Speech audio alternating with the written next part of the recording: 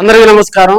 రెడ్డిగా జన్మించినందుకు గర్వపడుతున్నానని బూచేపల్లి శివప్రసాద్ రెడ్డి తెలిపారు. రెడ్డి కమ్యూనిటీ అంటే ఒక బ్రాండ్ అని, తన కమ్యూనిటీని కాపాడుకుంటూ ఇతర కులస్తులకు కూడా సేవ చేస్తూ ఎవరికైనా ఇబ్బంది వచ్చినా కూడా వారికి సహాయం చేసే గుణం ఒక రెడ్డి సామాజిక వర్గానికే ఉంటుందని బూచేపల్లి శివప్రసాద్ రెడ్డి అన్నారు.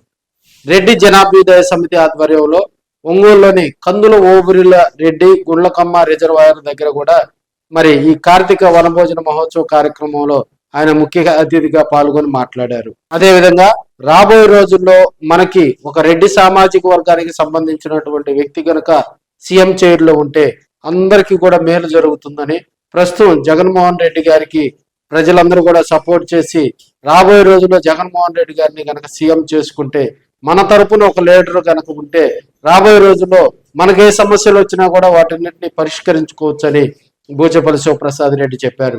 ఈ కార్యక్రమంలో భాగంగా అమ్మ బూచేపల్లి వెంకయ్యమ్మను, అదేవిధంగా బూచేపల్లి శివప్రసాద్ రెడ్డిను రెడ్డి జనాభ్యుదయ సమితి ఆధ్వర్యంలో ఘనంగా సత్కరించారు. రెడ్డి కమ్యూనిటీలతో పాటు మా సొసైటీల ద్వారా మిగిలిన చాలా కమ్యూనిటీలు కూడా సహాయం చేస్తున్నాము. నేను ఆ కమ్యూనిటీని ప్రేమించి మిగిలిన కమ్యూనిటీలు కూడా గౌరవిస్తామని చెప్పి మనస్ఫూర్తిగా తెలియజేసుకుంటూ, అక్కడ ఆ లోగోలో ఒక కత్తి కనిపిస్తుంది, ఒక హలం కనిపిస్తుంది, ఒక పుస్తకం కనిపిస్తుంది. ఈ రెడ్డి కమ్యూనిటీ వాళ్ళు ఉయ్యాలవాడ నరసింహారెడ్డి లాగా పోరాటం చేయగలుగుతారు, భూమి దున్ని పేదవాళ్ళకి పండించిన పంటని పేదవాళ్ళకి సహాయం చేయగలుగుతారు. చదువుకొని లాయర్లు, ఇంజనీరింగ్ డాక్టర్లు అయిన వాళ్ళు మన వాళ్ళు ఎక్కడున్నా కూడా మన వారికి సహాయం చేయాలని చెప్పేసి ఎప్పుడు లాయర్లు కానీ, డాక్టర్లు కానీ, ఇంజనీర్లు కానీ ఎప్పుడు సహాయం చేస్తున్న ప్రతి ఒక్కరికి కూడా, ఇంకా చాలా మంది కూడా ఫ్రీగా సర్వీస్ చేస్తున్నారు. డాక్టర్లు, లాయర్లు కూడా. నాగిరెడ్డి అన్న మాకేమైనా సమస్య వచ్చినా కూడా హైకోర్టులో ఫ్రీగా చేసి పెడుతుంటాడు. ఇటువంటి వాళ్ళు నిజంగా మనకున్నారు. మన ట్రస్ట్ కానీ రెడ్డి అభ్యుదయ సంఘం కూడా పనిచేస్తున్నారు. కాబట్టి దయచేసి మనకు ఒక నాయకుడు ఉంటే, ఆ నాయకుడు ఉన్నంత వరకు మన కమ్యూనిటీలో ఉన్న వాళ్ళందరూ సహాయం చేస్తాడు. మనకనేవాడే నాయకులు లేకపోతే మన సహాయం కోసం ఎవరి దగ్గరికి పోతాం?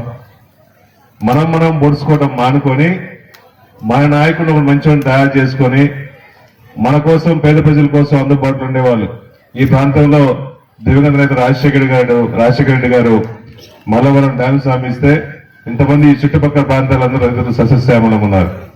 అదేవిధంగా మనకైన మన నాయకుడు సీఎం కుర్చీలో కూర్చుంటే మనందరం బాగుంటాం. కాబట్టి మన నాయకుడి కోసం ప్రతి ఒక్కరు పోరాడాలని చెప్పి మనస్ఫూర్తిగా కోరుకుంటూ, జగన్మోహన్ గారి నాయకత్వంలో మేము పనిచేస్తున్నాము.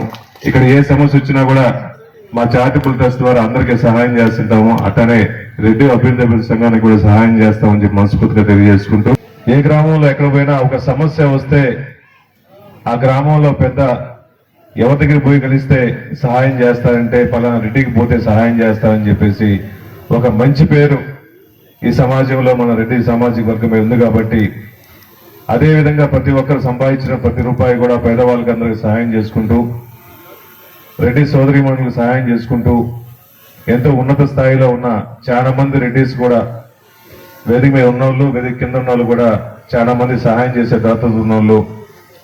రీసెంట్ గా రెడ్డి హాస్టల్కి పోయినప్పుడు ఆ రెడ్డి హాస్టల్లో 14 మంది పిల్లలు ఉన్నారు.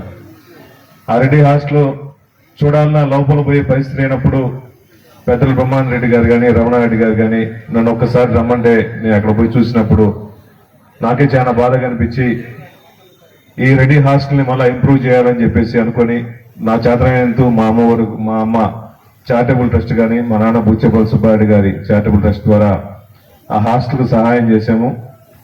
సహాయం చేసిన తర్వాత రమణారెడ్డి గారు ప్రెసిడెంట్ అయిన తర్వాత బతుల బ్రహ్మారెడ్డి గారి సపోర్ట్తో ఈరోజు 14 మంది ఉన్న పిల్లలు సుమారుగా 90 మంది పిల్లలు అయ్యి, ఇంకా అక్కడ హాస్టల్ ఫెసిలిటీ లేక, ఉండడానికి వసతులు ఎక్కువ రూమ్స్ లేక డిమాండ్కి వచ్చే స్థాయి వచ్చిందంటే మా నాన్నగారు బూచేపల్లి సుబ్బారెడ్డి గారు కానీ, వెంకయ్యమ్మ గారు కానీ ఈ రెడ్డి అభ్యున్నతి